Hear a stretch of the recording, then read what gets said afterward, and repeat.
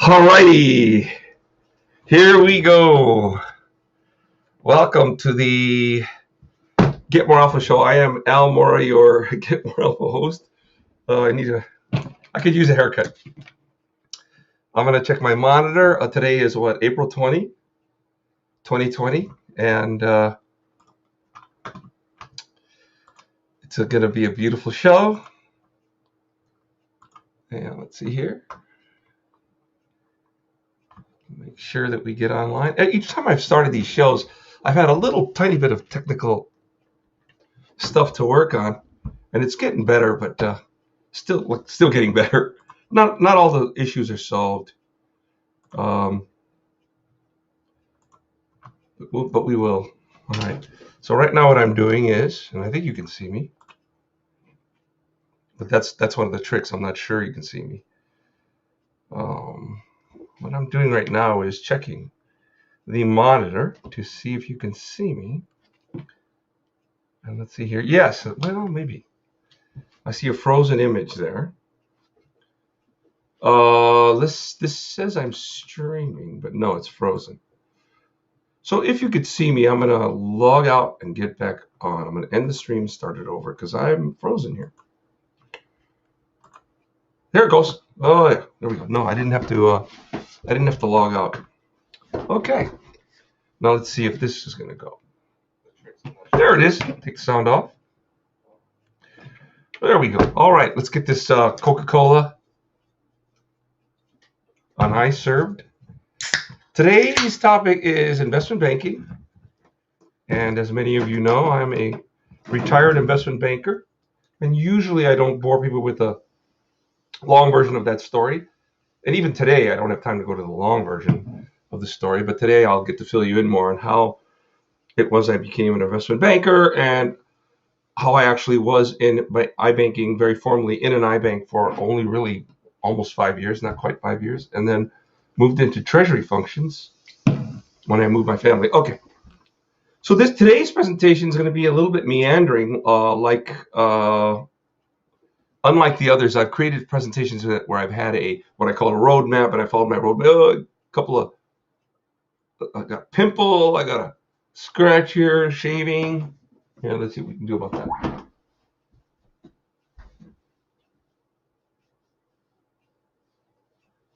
All right. Not ready for prime time here. It's okay. This is not prime time. That's part of the fun. All right. Oh. No worries. Okay. So, yeah, I just shaved. I just showered and shaved. It's the last thing I do before I do these. And didn't realize I had nicked myself. Okay. Gee. That's distracting. Okay. Who cares? Now, let's see. Let's get this going. Let's get this thing on. Let's get to our PowerPoint. We're going to close one of them. Well, we're going to close them both. I couldn't get the right one up. Let's get the correct one up. Okay. Let's get that one lined up here. We don't need this. Okay, now we're at the window where we're going to pull up the presentation.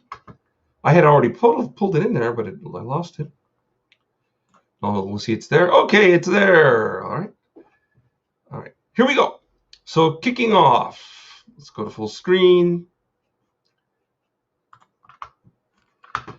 And watching the monitor here, I can tell if we're working. There's a little lag. There's a little latency. So I'm going to make sure that we're working, and I can check my chin. Heck, when I'm in this window, I'm little anyway. I think we're rolling. Oh, yum. Okay. So here we go. I'm just going to wait till the monitor says we're on. And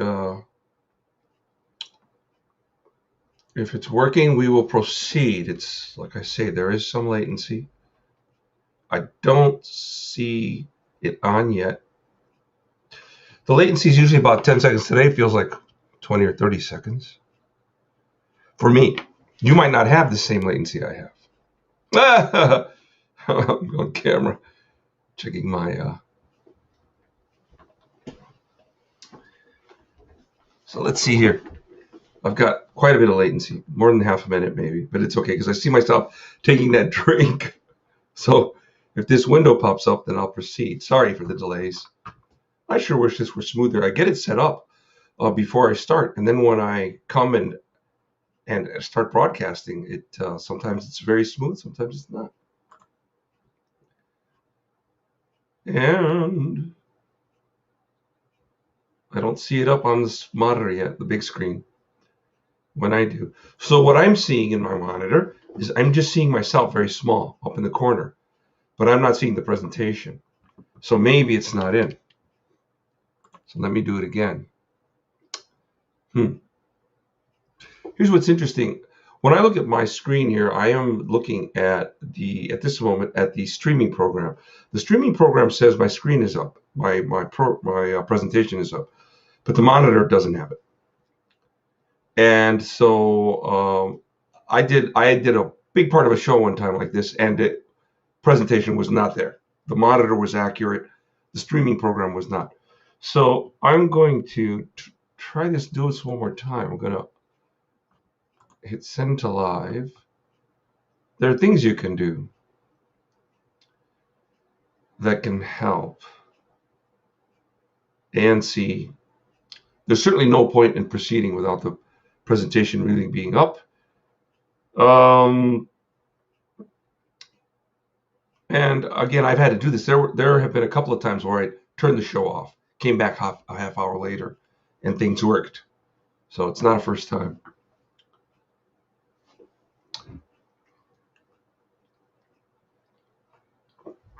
Actually, this is a chance to do something.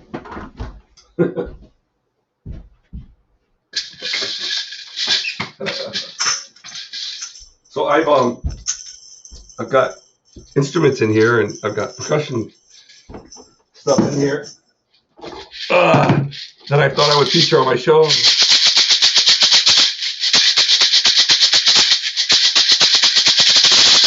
Investment banking. Woo-hoo! Oh, there it is. All right, the screen is up. It's working. I can do the show. So maybe I'll use these. I'll use the to accentuate. There's the celebration. Woo-hoo! We're on the air. Okay, it's working. The monitor tells me it's working. All right, here we go. Excuse me. Let me check my chin last time. Let me go off camera here. Ours jargon filled. All right. I don't know what I'm doing here, man. All right, here we go. This is going to be a fun one. This investment banking presentation is, I'm going to call it the most sort of casual of all those that I've done so far. That's why I'm going kind of casual dress today, too. And so here we go. Before I start, I always go into this. Let's go full screen. And say that I'm not a broker, investment advisor, financial planner. They have certified financial planner and chartered financial planner titles. I'm not an investment manager, a hedge fund, or I'm not an investment bank or an employee of any of these types of organizations right now. I am a retired person who was an investment banker. So my short description when I meet people is I'm a retired investment banker, but there's more to it. Anyway, I don't make explicit investment recommendations on this show. I make broad, general suggestions. Oh, let's make the lighting a little better. Let's turn the light on here. One of the lights is off. That's going to help. Okay. I've learned that from prior shows. And move this lamp. There it goes. All right. Should look a little brighter and better. Okay. Here we go. Woo. So we've been at it for a while, 10 minutes, but that's okay. Here we go. Now, instead of doing the roadmap I usually do, this time I put this little ad up on Facebook. Instead of that, I did this. I put in what I will call stimulating questions, right? One question being, are iBankers pirates or royalty, right? Back in the day when like the British Empire was fighting the pirates. I don't like the way this is not centered. This doesn't work for me. I'm going to center these with each other. Why? How is it possible they're not centered? I do these things. Oh, I see why. Okay, yeah, we don't want. I see. We don't want this. We want it looking great. It just doesn't, it's just not fun when it's not sharp, right? Okay, this should be better. Here we go. All right, bankers, pirates, or royalty. What do iBanks actually produce? Nothing. No. Nearly nothing. No. Are we iBankers really that smart? You can make your own assessment. Some of you know me. You can use your own judgment in assessing me, and you may know other iBankers. How do we strike you? Is it a waste of talent? That's actually a really profound question that I'll have fun getting into on this show. What is a culture in an investment bank? Partly, if you know an investment banker, you kind of know something about the culture of investment banking, right? Because we bring that culture with us wherever we go. How much do investment bankers actually earn? We're going to actually go into that. We will not know exactly what I ever earned as an investment banker because that would be terrible and boring, and but that's not what the show is about. But I will show you ranges of what investment bankers are earning. And by the way, this is different from when I was working because all these years have gone by. I was in the middle and late 90s when I was banking, and now all these, 2 decades have gone by, more than that. Okay, and should your child, if you're a parent or if you're going to be a parent someday, should you let your child be an investment banker? Before we get into that, let's update our coronavirus table. So normally I have a market update, no market update today, just coronavirus update because it's so important. If you've seen the shows, you've seen this table. All that happens on this table is I go over what it means, and then I go over the bottom line because that's coronavirus. These are these are world wars and major epidemics, pandemics, and plagues since 429 BC that I found online. It's a pretty complete list, I think. Basically, anything where there were over 500,000 deaths this year, except one.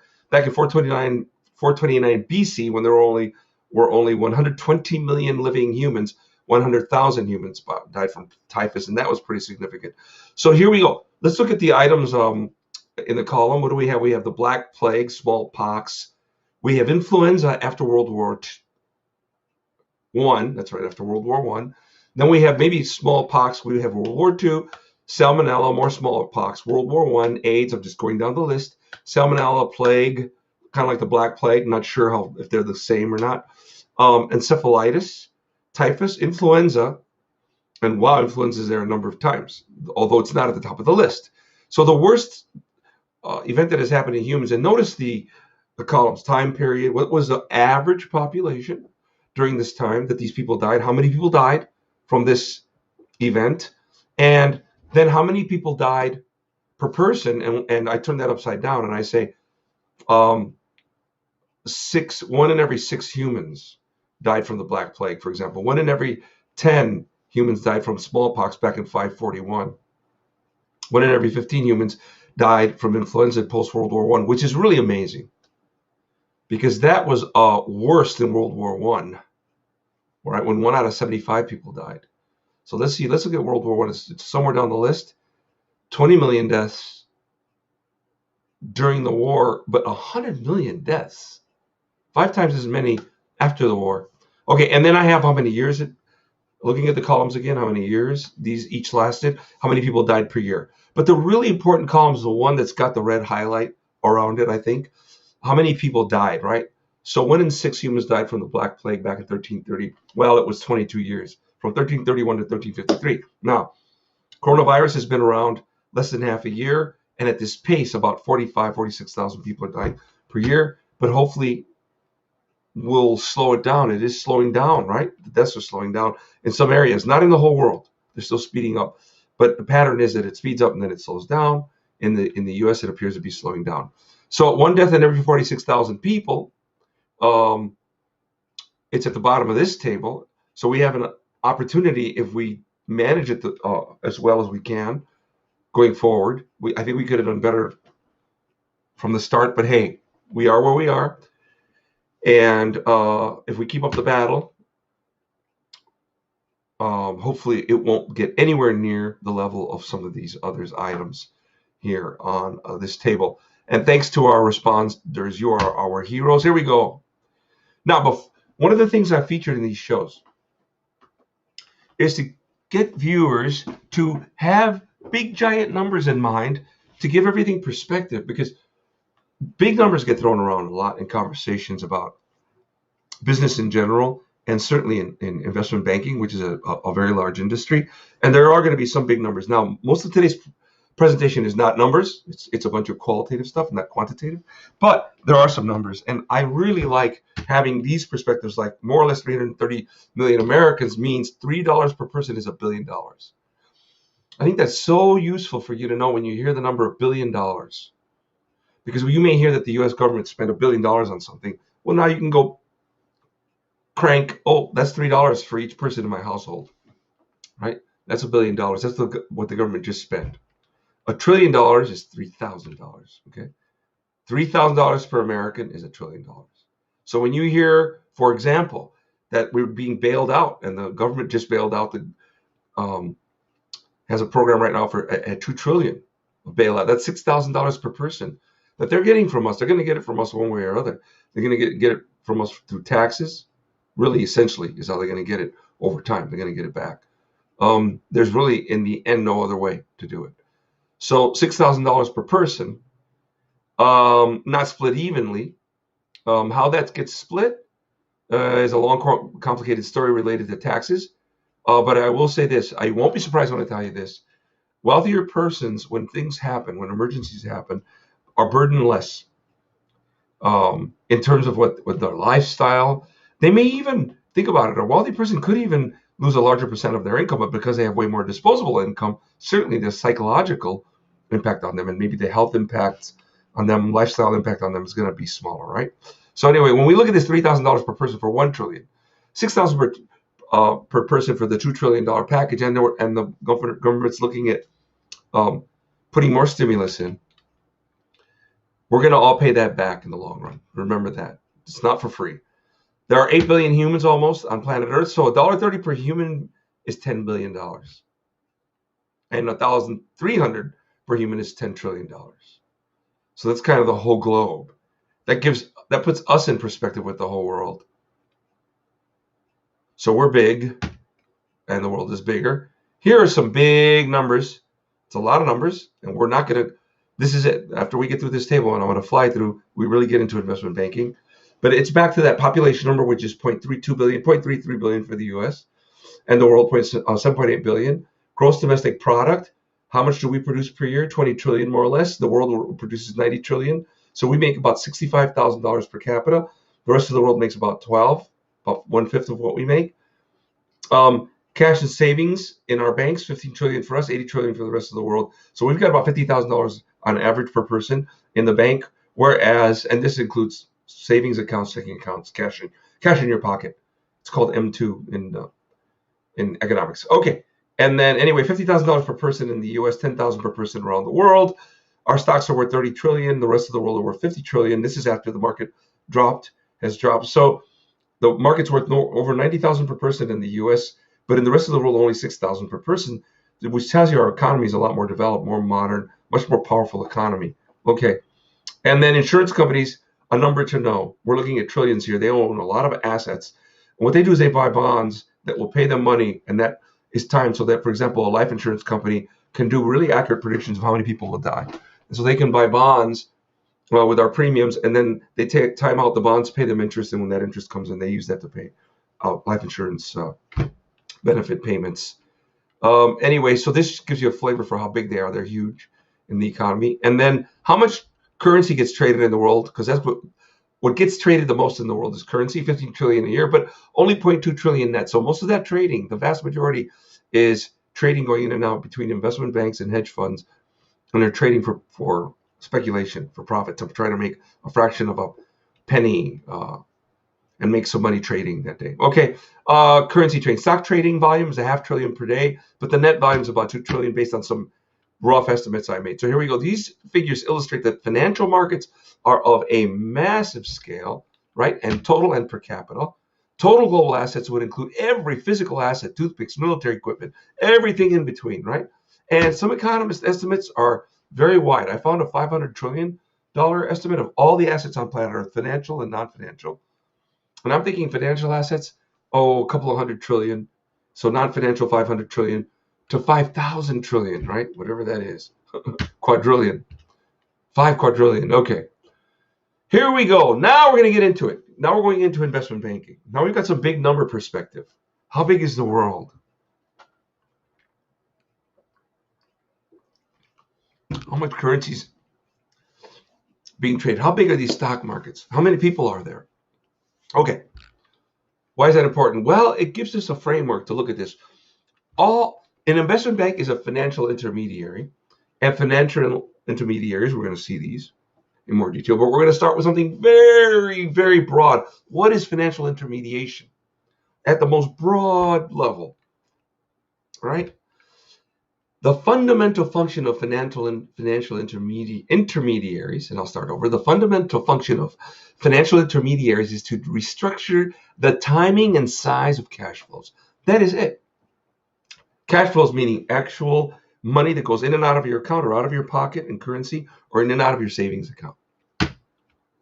Increasingly sophisticated financial intermediation is really the foundation of the human economic miracle. And I really am not exaggerating. The fact that we trust each other even to have paper currency,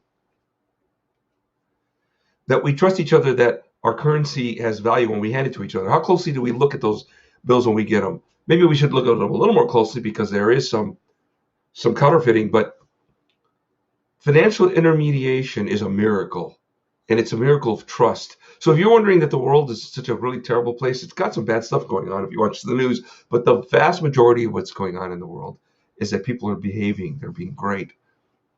And the massive flows of money are an amazing, important sign that show we don't spend most of our time in violence, in wars and that. We spend most of our time studying and doing business and being entertained. All right. So here we go. In the world of financial intermediation, we can break up the world into three pieces. We have savers, capital contributors, say somebody who puts money in the bank or somebody who buys stock, right? You're a capital contributor, you're a saver.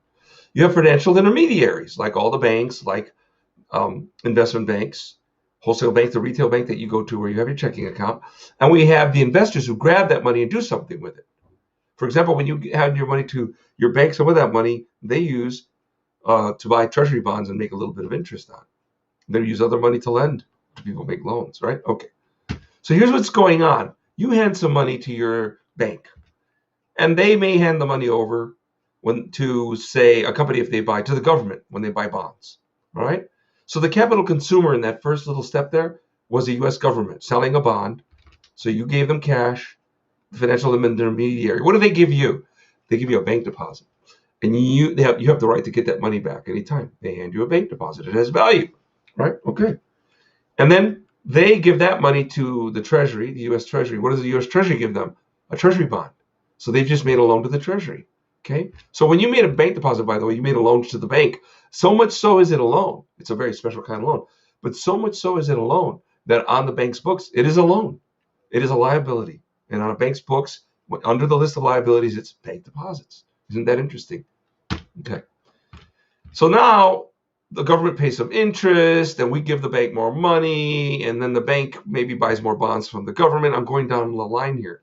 And then we take out some of our money from the bank, a little bit of money, then we take out a lot, and then the government pays back some of those bonds because the bank has had bonds for a long time. Some of those bonds are maturing, and then we go back, we put money in our deposit on payday, and the bank buys more bonds, and we pull some more money out because we're going on vacation, and then the bank is in the middle, and every time all this money is flowing in and out, the bank's balances are changing, but the bank has so many people going in and out over time at different amounts.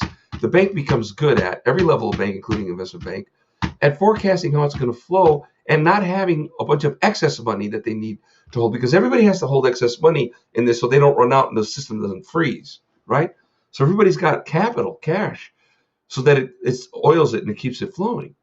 And to the extent that everyone keeps a minimum and they keep it working, the financial intermediaries are being effective. And that's what they're doing. Because it's not productive for you to have $10,000 in your pillowcase. It's better for you to have it in stocks or in your checking account so that the bank can make loans with it, right? And it's safer there. Okay.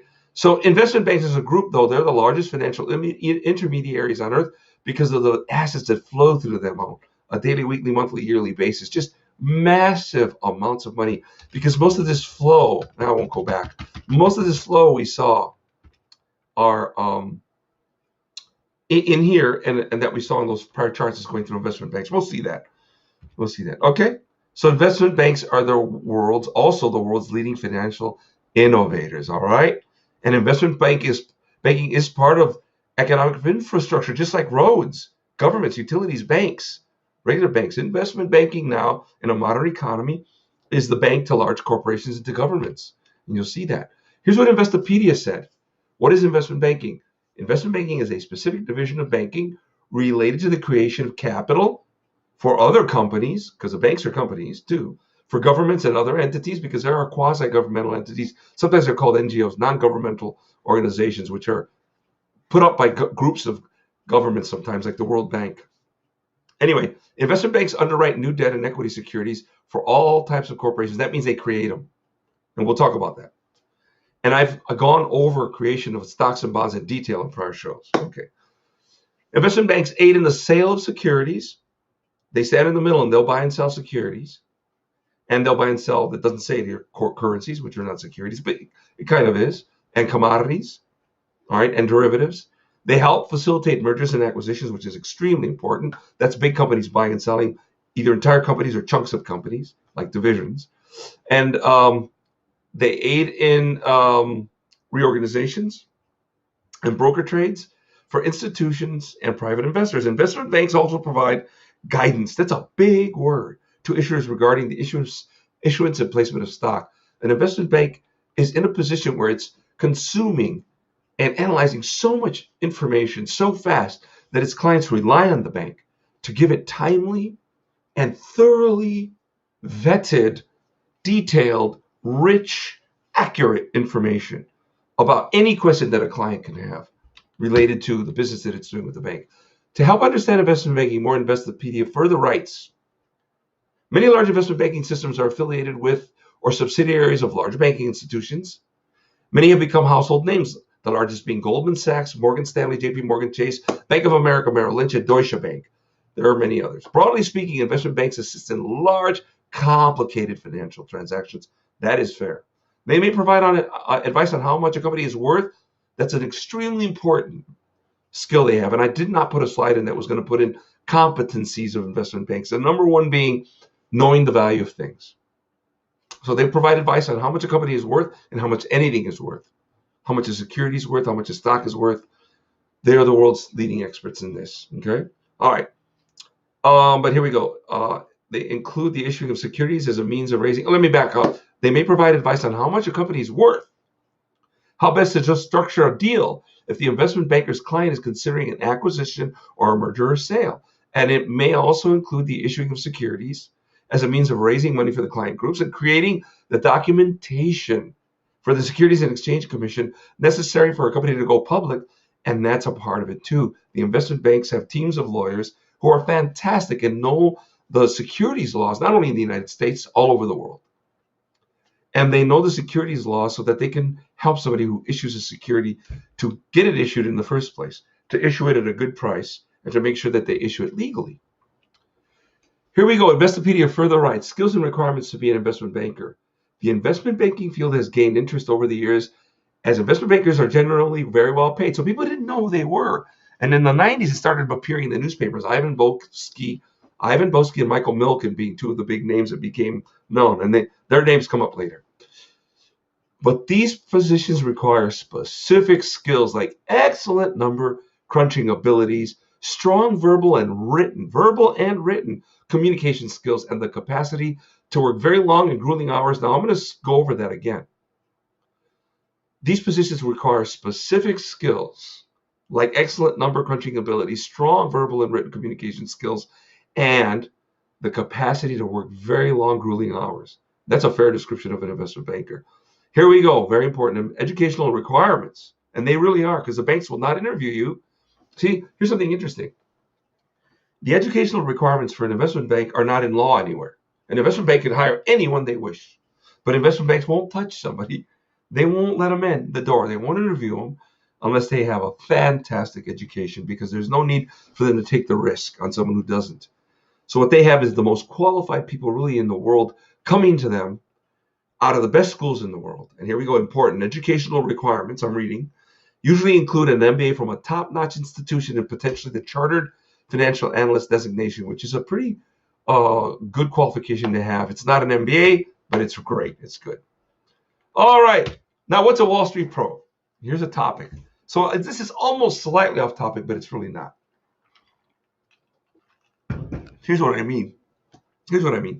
This slide now is not something, this is something I'm going to call it informal.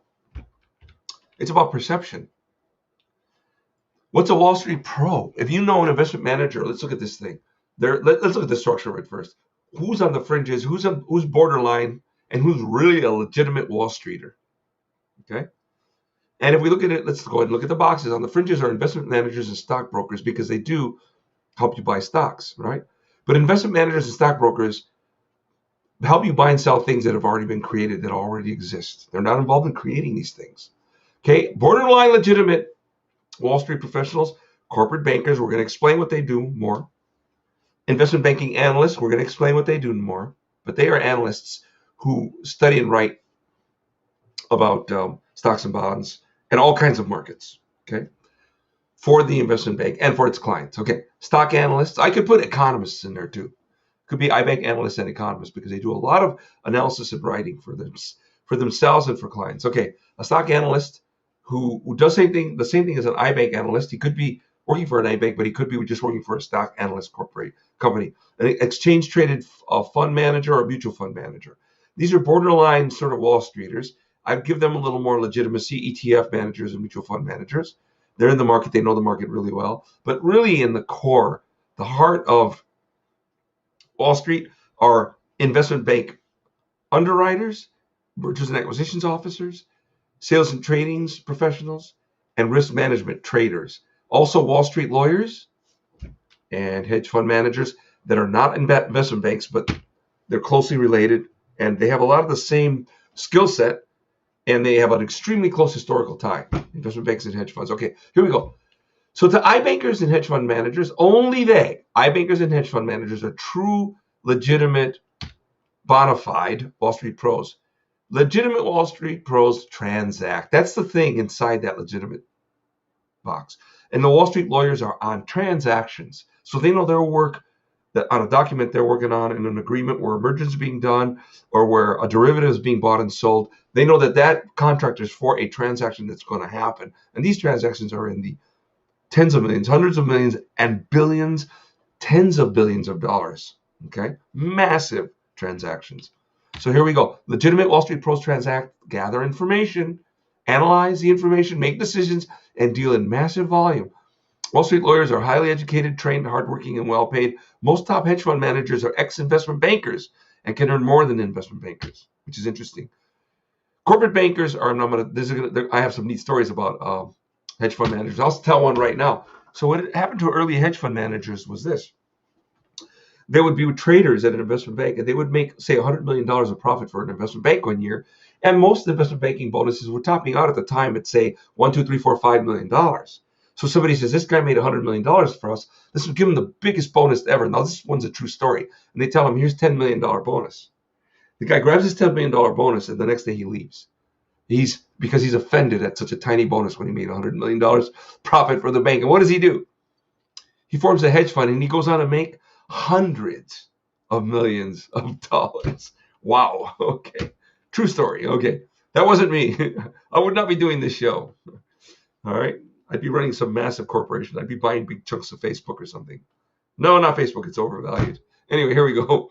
Corporate bankers are borderline, but they get a lot of respect, but they do because they pitch. And notice in the borderline category, corporate bankers are at the top because they do pitch iBanking services. Because some corporate banks are right. They're unified. They're sisters with investment banks. So the corporate bankers are skillful. Some of them could be an iBanker. Some corporate bankers are that skillful, and they pitch investment banking product, and they engage in transactions, which are credit facilities. Now, investment bank and stock analysts get respect.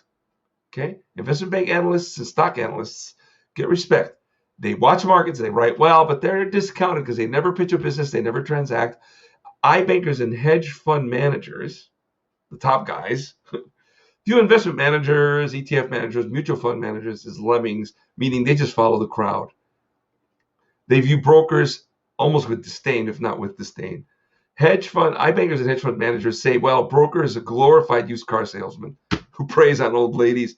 But here's something fun. The online brokers. So the brokers have created online brokerage platforms. Those platforms are gaining market share. And they're not just gaining market share among individuals. They are so well designed, so well made. I do entire shows about online investment platforms. They're so that they're taking market, and eventually they will gobble up the universe. They will eventually do everything. There will be a day, I predict, when companies will, through an online broker, issue stocks and bonds straight to moms and dads all over the world. And investment bankers are going to play a smaller role. They'll still be involved, but their role will be one where they'll collect far smaller fees. So the industry of investment banking, you could predict, is going to shrink gradually, steadily, and it's for the better. It was a great industry. It's needed. It'll always exist. But again, especially because of their expertise in derivatives, that'll be an area where I think they'll always do great, and there will be a large, powerful investment banking presence. Okay? All right. Now, we talked about intermediaries and what are the types? Well, they're kind of based on clients. That's one way of thinking of them, okay? Here we go. So what kind of clients do we have? Just look at clients on top. We have individuals like you and I who am a client, you who are clients, small businesses, and then we have institutional in the middle column there. Corporations, financial institutions, insurance companies, retirement funds, university endowments. These are entities that have a lot of money, and it includes investment banks. And I want to note something. Investment banks trade all day amongst each other as well. They don't just trade with corporate clients, insurance companies, governments. They trade amongst themselves, okay? Because at any given time, banks may have different positions that they want to hedge, and they hedge by going into positions against each other, okay? All right. Another kind of customer, fourth column, governments. Federal government like the U.S. government, or imperial governments like, I don't know, Saudi royal family. I guess something in the middle is the British government that have a royal family, and they have a democracy as well. And they have an interesting quasi-democracy, quasi-royalty. Okay, for historical reasons, which is fascinating, but that's slightly off topic. And then there are international agencies like the World Bank and the International Monetary Fund. Now notice then, who's there? Who are the intermediaries? Go to individuals. Well, your local bank, where you put your bank in your checking and savings account. Your mortgage lender is an intermediary.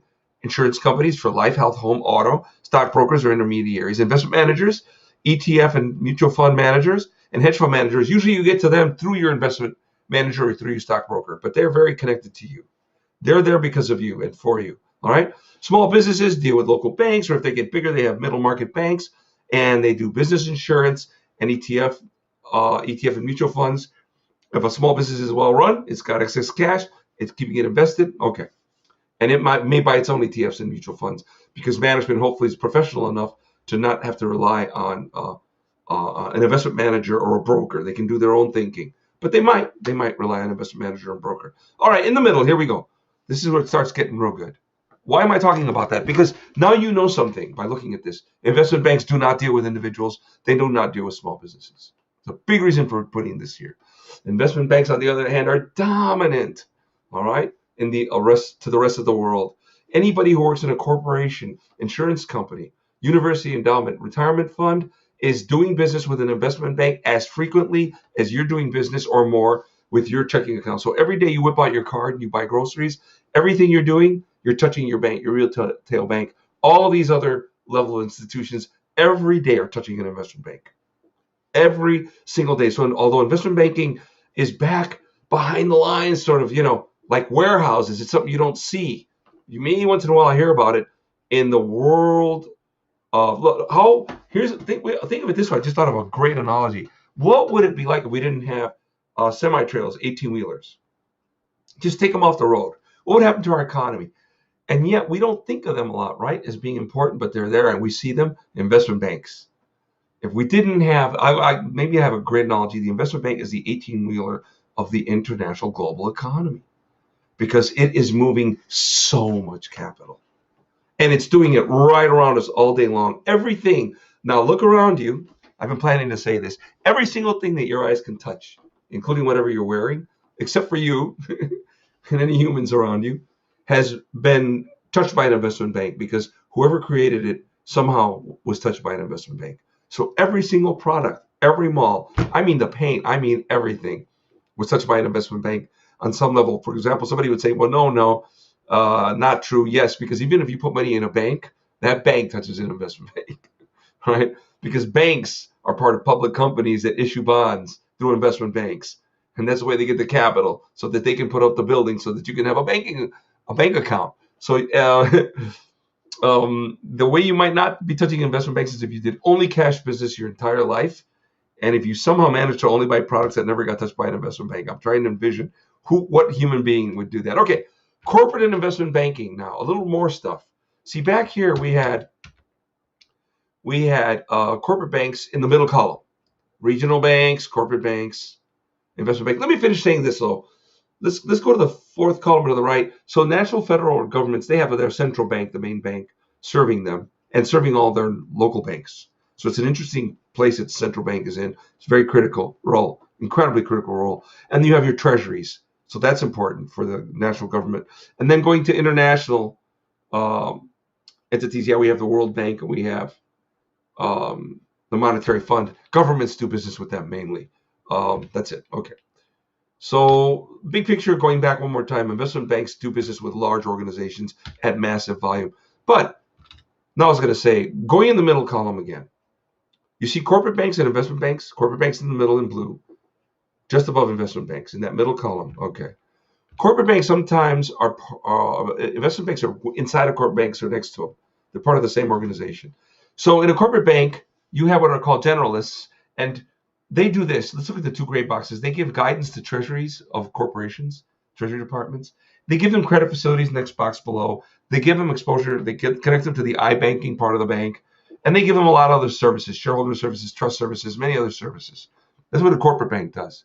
Okay, and in a modern investment bank, two important areas are risk management, sales, and trading. That wasn't really important in the past, but in the last 40, 50 years, since computers, laptops have been available and more powerful computers have become available, now sales volume just exploded around the world. And it exploded institutionally, and it exploded because investment banks got all over it. They got laptops and realized they could do way more trades using laptops. And it continues to explode because now we have high frequency trading, but that's done by hedge funds. Anyway, so sales and trading is part of a modern investment bank, and risk management. Here's what that is. Today I won't get into it, but risk management is extraordinarily technical, profitable, important. And that's the area that I think investment banks will end up just mainly being. They're going to end up mainly being risk management entities that do complicated derivatives transactions for large corporations that they can do to protect themselves from risk. So this is like the most specialized insurance you can imagine. And a corporation can go to an investment bank, and I'll just give you an example and say, hey, we've noticed that when the price of oil goes up and at the same time the price of gold goes down, things happen to our supplies because we manufacture things that use oil and gold, and our business changes, and man, we don't like the way it swings. We don't want to deal with that. Investment bank can create a contract called a derivative that will offset the risk so that when oil prices go against the company, if the company's selling oil, they may be hurt when the oil price goes down. Investment bank steps in, creates a contract, company makes money when the oil price goes down. All right, that's a derivative. Vice versa, another company buys oil to run their business, truck company, and they go, when gas prices go up, I get killed. Okay, investment bank steps in, puts in a contract with them. Now they make money when the price goes up. So that investment bank ends up being in the middle of a lot of these transactions. Well, in the middle of all of them in the end. And it offsets everybody's risk. It sits in the middle. And then all the banks amongst each other even offset each other's risk when they have too much exposure, they call it, to something going up or down. Anyway, traditional iBanking is underwriting and mergers and acquisitions. I would call these the noble gentleman's businesses. Underwriting is creating securities like stocks and bonds. I've done entire shows that have a lot about it. Mergers and acquisitions is helping companies, again, buy and sell pieces of themselves. So some corporate banks are not associated with an investment bank like Bank of America. It doesn't have an investment bank. It's just a big, huge bank. All right. And it's a corporate bank because it does business with large corporates and gives them big, giant credit lines. So it is a corporate bank. It's not just a big retail bank. Some corporate banks include an investment bank, JP Morgan Chase and Citigroup. Okay, and JP Morgan Chase is where I used to work, but it was called First Chicago, and through mergers, now it's JP Morgan Chase. And in these cases, neither side is necessarily a subsidiary of the other. They're highly coordinated partners, the corporate bank and the investment bank, when they're together. And there are pure investment banks that are not associated with the corporate bank. That's Goldman Sachs. Goldman Sachs actually does a tiny bit of corporate banking style lending because some companies are so powerful they can force them to do it. They don't really want to do it, but that's another story. All right, so corporate banks, here's what I mean though. I'll finish the thought. Goldman Sachs has clients that tell them, look, we love you. You're a great investment bank. We'll let you underwrite our bonds or our stock. That's where you make your huge money, or we'll let you be our mergers and acquisitions advisors. However, you're going to have to lend us some money. You're going to have to prove to us you love us by what's called putting your balance sheet out there for us, giving us a line of credit. Okay. They're really not set up for that, Goldman, but they can do it. They do it. Okay, corporate banks provide treasury and capital structure guidance. That is really valuable stuff. And you really do educate people and you pitch things. And I'll show you some pieces of a pitch book later on here. Credit facilities are giant syndicated credit cards. And that's an entree into investment banking services. Here's what this means. When a corporate bank and an investment bank are together in the same organization, the corporate bank can help the investment bank get money because they give the company credit. By giving the company a credit line, kind of like what I was saying about Goldman Sachs. Then the company will say, well, you're giving us a credit line. We appreciate that. And these credit lines are incredibly inexpensive. The interest rates corporations pay on credit lines would blow your mind because they are great, super high credit quality. That some corporations have such good credit quality, they pay less than the United States government to borrow money. It's incredible. Think Apple and Microsoft. Okay. All right, here we go. So credit facilities are these giant syndicated credit cards. Now, syndicated just means this. When a company has a credit line, these big companies don't have it with just one bank. They'll have it with a lead bank who also has a syndicate, that's a group of banks behind it. And every time that the company draws down on the credit card, takes some cash out to use it, then it's all the banks together who divvy up the loan to the company. And they give the company its cash, but the lead bank divvies up the loan and makes everybody supply the money to the borrower. Okay? All right, here we go. Shareholder services involves holding shares, keeping track of shares, keeping track of share voting. These are services that corporate banks provide. Trust services also services that corporate banks provide. Just to give you a flavor for the difference, because corporate banks provide all these other real nice things like tax vehicles. So they're working very hard for a client, but they are not an investment bank. And the investment bank basically will bleed blood from a client compared with the corporate bank. Corporate banks are much friendlier places for a client. So when a client is with this corporate banker, he's having a casual lunch. When he's with his investment banker, it's a more intense experience and it's more focused on getting a deal done. Whereas a corporate bank, because they're doing a whole wide variety of stuff, including they get a little piece of that investment banking business as part of their profit and loss. The corporate banker is not living and dying by the moment trying to get a deal done every minute. Corporate banker lives a more steady, somewhat more relaxed job. It's a very busy profession as well. And I would say it's a great profession, corporate banking. I did that too for a while at First Chicago. Okay, corporate banks and iBanks offer countless other services. Here we go. Underwriting, though, creation of new securities like stocks and bonds. Also create derivatives. Mergers and acquisitions involves consulting for buyers and sellers. So we've already gone over that, right? Of people who buy and sell entire corporations or like corporate divisions. Sales and trading involves being the intermediary and buying and selling securities, stocks, bonds, currencies, derivatives. Okay. Risk management involves really teaching. Here's the trickiest part of being a risk management professional at an investment bank. An investment banker who trades or who just pitches derivatives products is somebody basically with either an MBA or a PhD in either math or business who is so specialized. Think brain surgeon among brain surgeons. And now you're going to clients who are corporate treasurers, and they're very, very well educated. They're very smart people. Think more of like a generalist doctor. These are very skillful people, but they're not brain surgeons. They're not the best brain surgeons. And so the challenge for a derivatives professional is that you want your client to understand what the derivatives are, or they won't buy them, or if they buy them, they'll buy them without understanding them, and they could work against the client.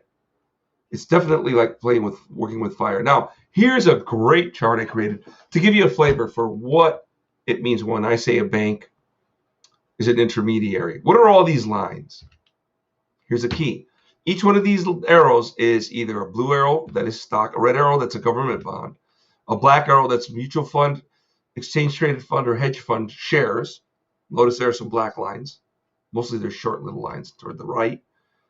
Currencies are green, right? Money is green. Corporate bonds are orange. Derivatives are purple. All right?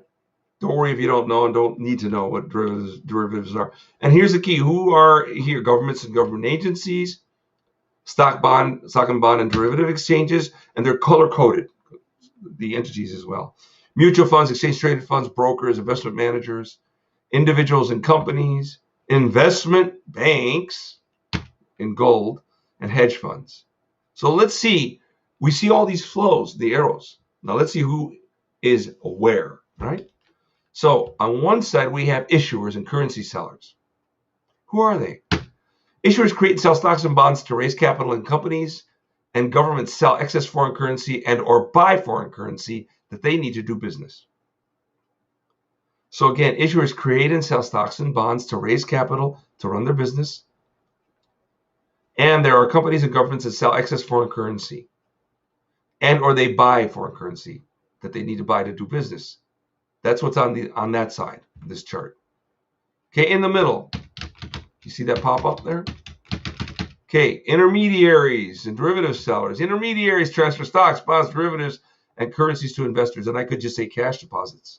Hedge funds are the only entity that's an intermediary and an investor, which creates very high incentive for successful investment. And we'll talk more about hedge funds some other day. But hedge funds are pretty amazing.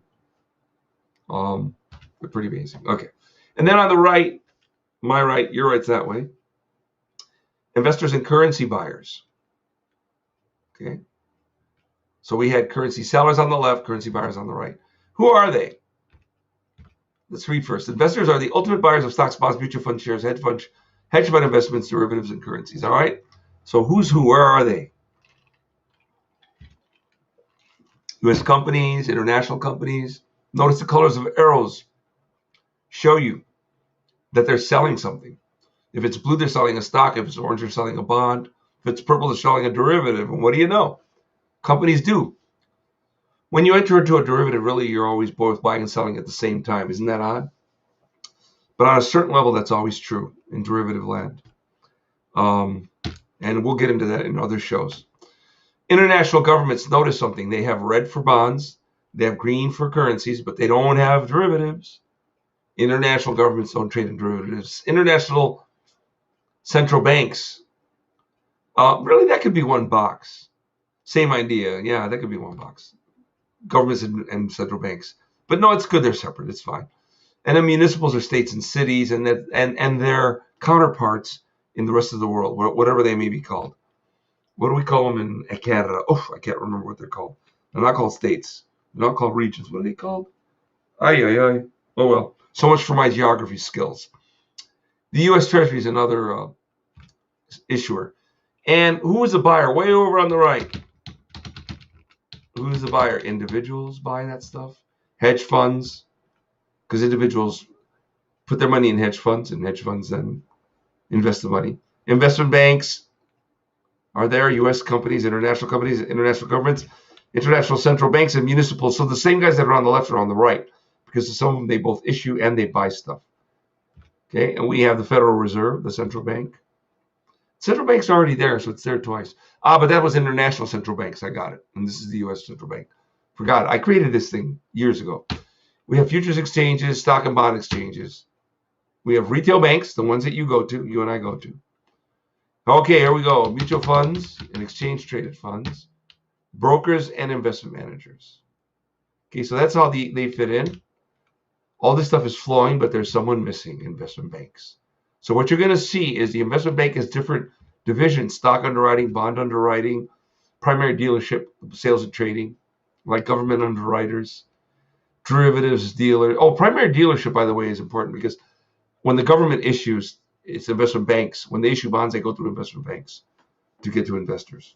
I wonder when that'll change, when the government will go straight to investors. Anyway, derivatives dealers, currency dealers, these are all inside the investment bank. So now this thing, had I just thrown it at you without putting it up one piece at a time, it might have felt absurd. But now you got to see, by the way, I put it up there, what it's made up of and the critical role that investment banks play in intermediation, right?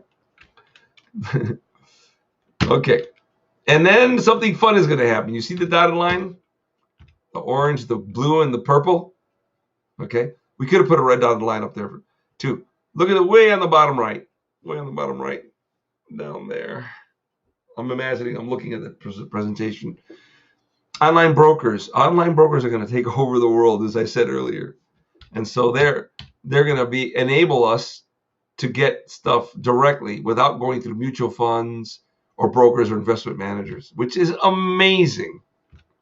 Fantastic. Okay, so here are the role players in this world.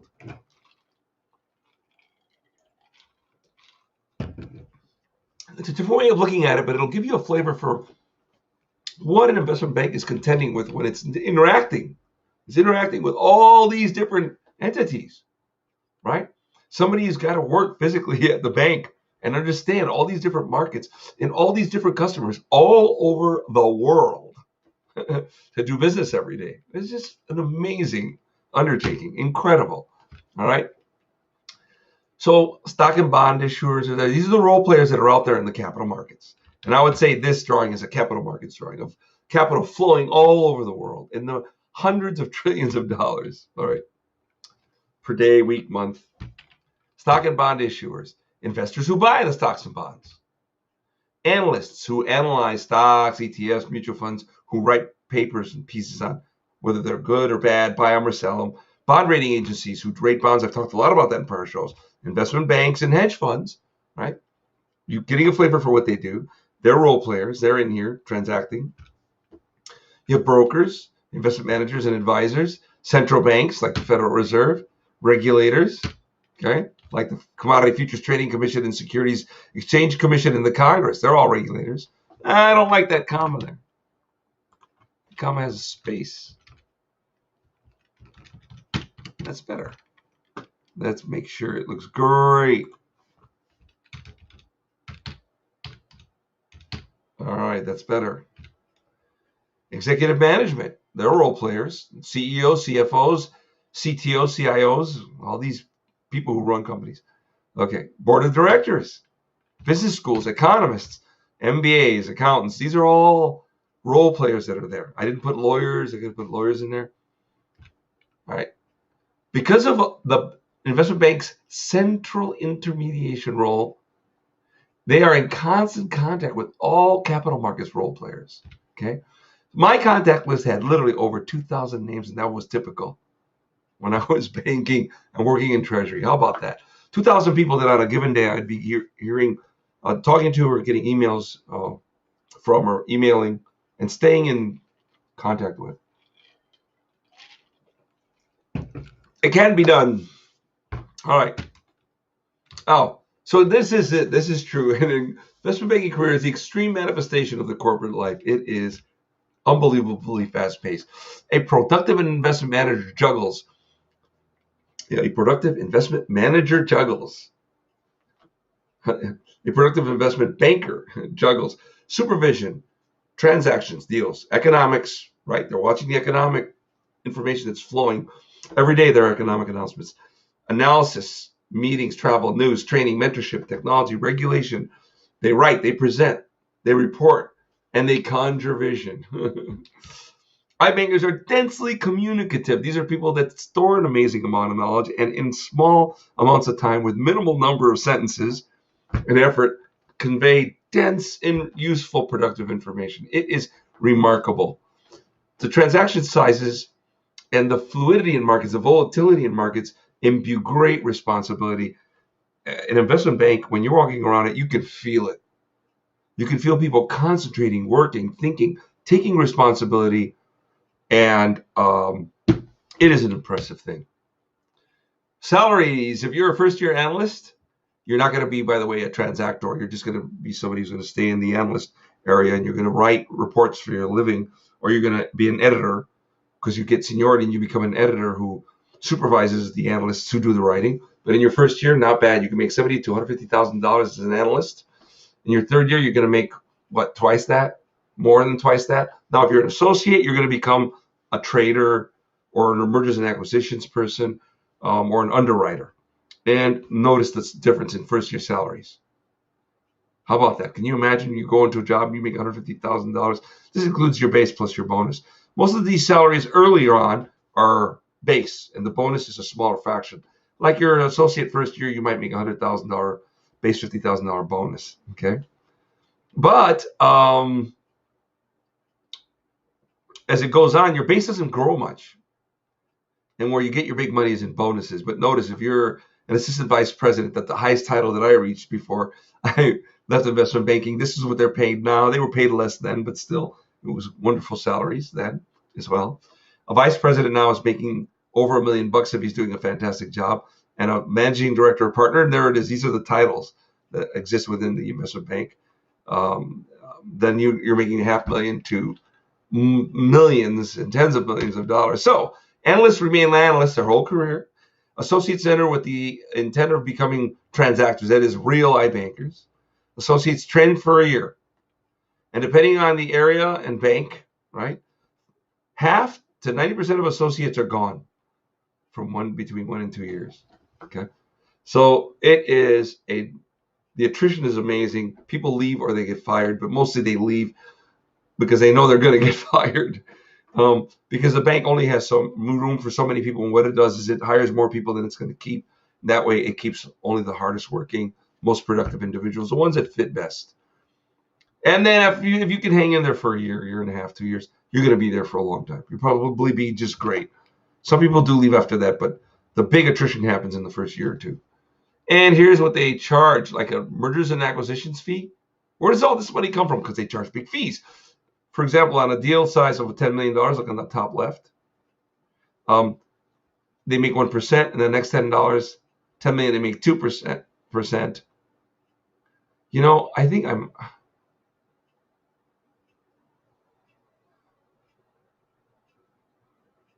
I wrote this wrong.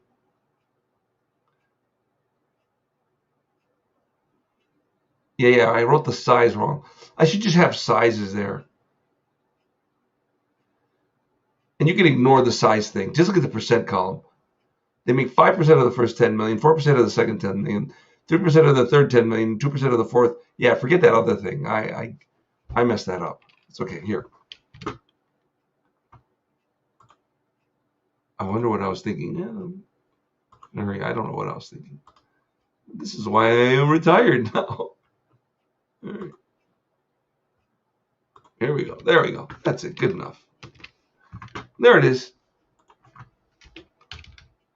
So in a deal, like for example, the one on the right, if they had a $100 million deal, then their fee would be 2%. I think that really is not true either. I think it would have to be a $10 million deal. Let me think. 5 million. No. I did the math. That was right. So the fee ends up being on a $100 million deal, 2%. So they made 5 on the first 10, 4 on the second 10, blah blah blah, and they ended up. And then if it was a $1 billion deal, it ended up being 1.1%, and a $165 billion deal, which was the biggest deal ever. They made $1.65 billion. Is that why I thought of that? Yeah, that was the biggest merger. I think it was America Online or so. It was an incredibly large merger long ago. All right. Stock and bond underwriting fees.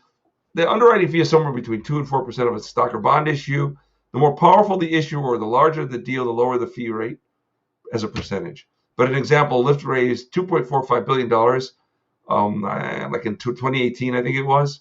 32 million shares at $72, and the fees were $90 million. So that's an example of fees. Let's look at Goldman Sachs and Apple and see how profitable the bank is compared with Apple, and a couple other things that are interesting. So Goldman Sachs revenue was 33 million. This was 2019, and Apple had total 60 million. So Apple is selling all those iPhones to the whole world, and they have a lot more revenue. Much larger company. Okay, but still comparable on many levels.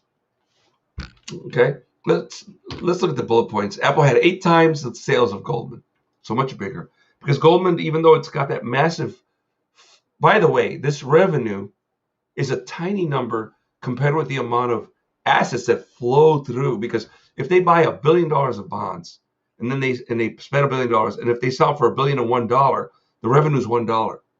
Even though $1 billion flow through. So that's what they mean when you look at revenue here. So Goldman Sachs is seeing just way more activity than Apple. Gigantic, massive flows of capital flowing through Goldman. I wouldn't be surprised if more money flows through Goldman every day than the $260 billion that flows through Apple in a year. Maybe not. That's a big number, but it's just, so remember that about Goldman and about all the investment banks. All right, the revenue is the profit they make. It's not the amount of assets that flow through them. When you put a deposit in your bank, that's not revenue. The bank is going to make revenue if you pay a percentage on your account or if they use your money to make a loan, right? Same idea. And that's what's interesting about financial intermediaries. A lot of large financial assets, because of electronics, are very mobile. They're very liquid.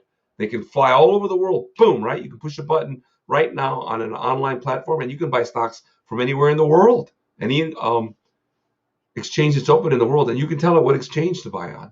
That's incredible, but it features there. Anyway, so here we go. So the revenue is 8 times what Goldman Sachs is. Then we have all the expenses before tax, right? And the income before tax for Goldman was 10.5 billion, and Apple's was 65.7. But let's look at it in proportion to revenue. Okay, so Goldman's income before tax is 32% of sales.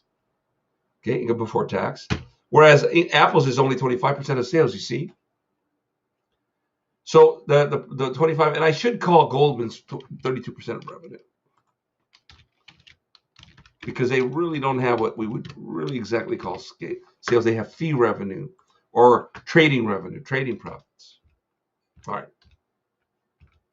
And then net income to shareholders, all right, is 24% for Goldman, 24% of sales.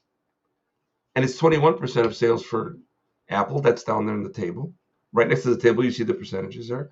So once again, Goldman is managing these giant flows, and then out of its revenue, it's keeping its costs down.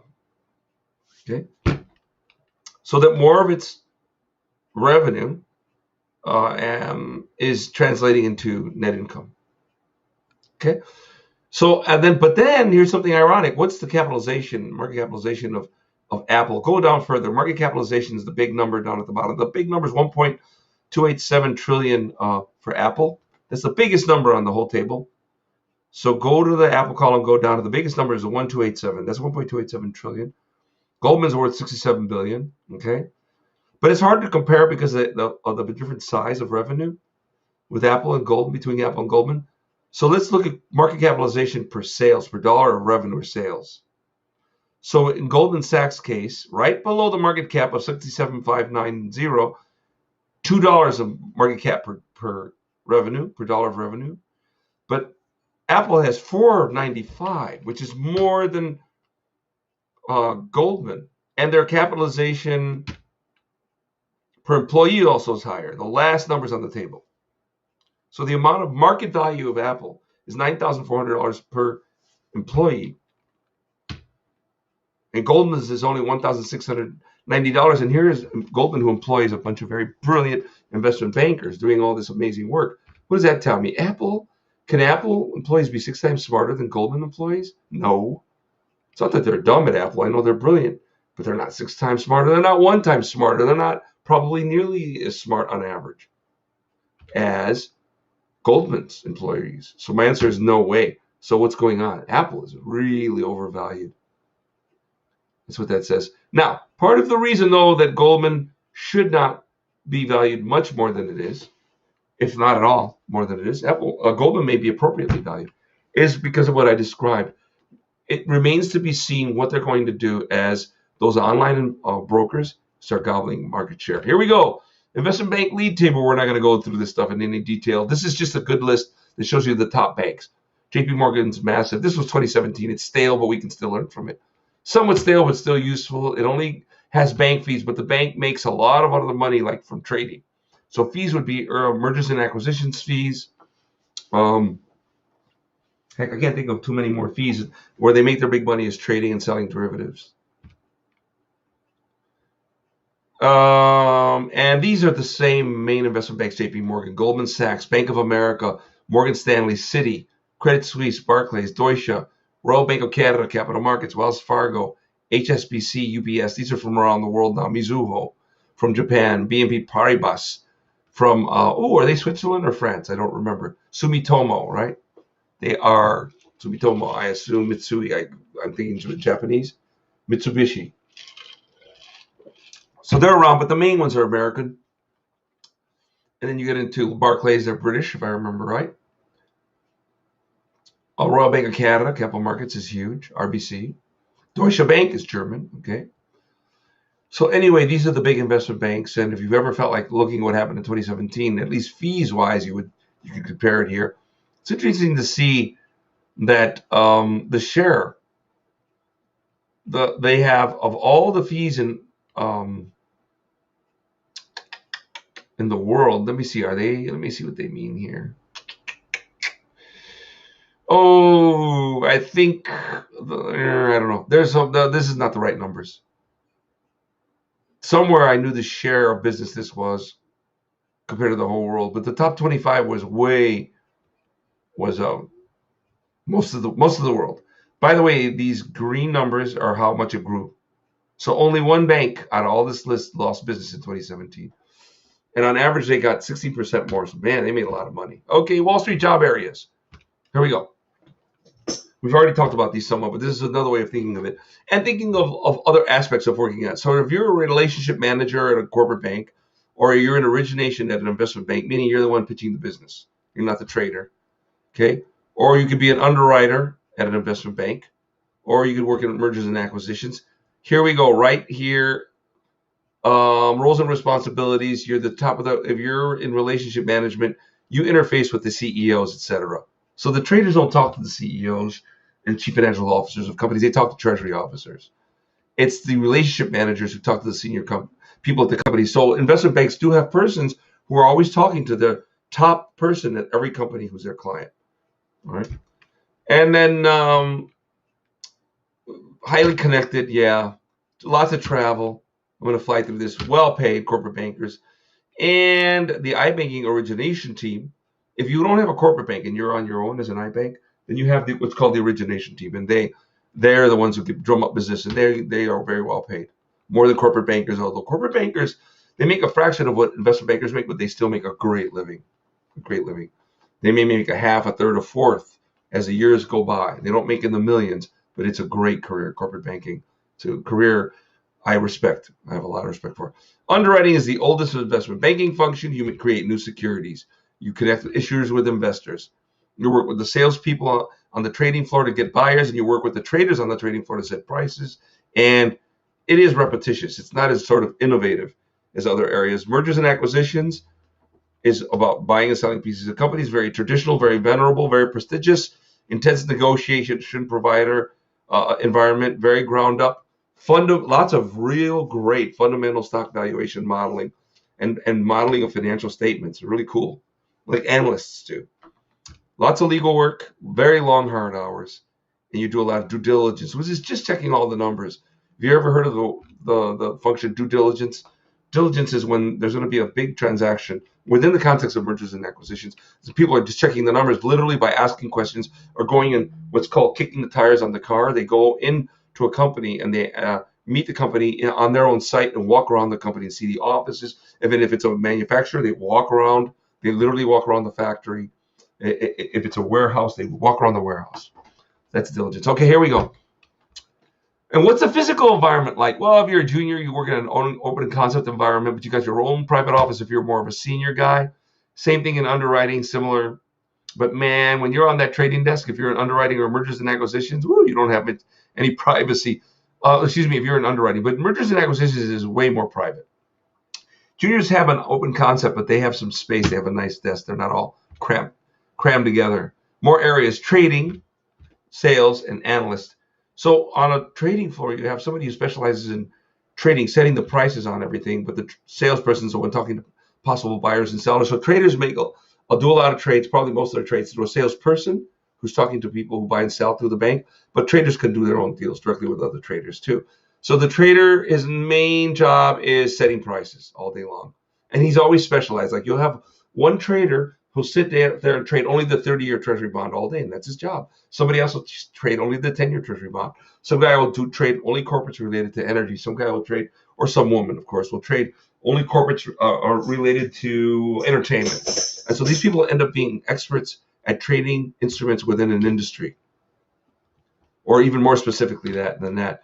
Trade directly with other traders or through the sales team, and you want to get in and out fast, and you are tough if you're in trading. If you're in sales, you connect with buyers and you're nicer. And you connect with buyers and sellers of securities who aren't hardcore traders like corporate clients. So you're in sales at the investment bank, and then you've got the treasury office of Sears calling. Are they still in business? Coca-Cola calls and they want to sell some bonds. And then the salesperson takes the call and then gets the bonds at a good price from a trader. You help investors. You talk investors. You babysit investors through stuff. Whereas the traders don't babysit anyone. Okay, and yeah, sales, very friendly. Analysts track every detail about a company, a group of companies. They read every 10Q, 10K. These are the quarterly reports and annual reports, every news story. They attend press conferences and shareholder meetings. They perform very detailed statement analysis, financial statement analysis, create forecasts, and they perform stock valuations. And once an analyst has done all that work for a company, they announce whether you should buy, hold, or sell a stock. Okay. The physical environment, again, just to give you a flavor, if you're a junior, you live in kind of an open concept place with no walls around you, and you don't have, what do we call those dividers that they used to have? Cubbies, I can't remember what they're called. It's just a very open concept. Okay, business schools with the most iBankers. So efinancialcareers.com today, I found this on their table, this table on their site. And here we go. It's okay. I meant for these bullet points to come up differently. It's okay. Here we go. University of Pennsylvania at Wharton, New York University is the Stern School of Business, Columbia Business School, London Business School, University of Chicago, where I went, Harvard Business School, HEC Paris, Stanford out here on the West Coast, right? Carnegie Mellon, Dartmouth. These are names of universities you've heard of, but this is a table that shows you who gets people into investment banks, right? And this is who does that, and that's an achievement.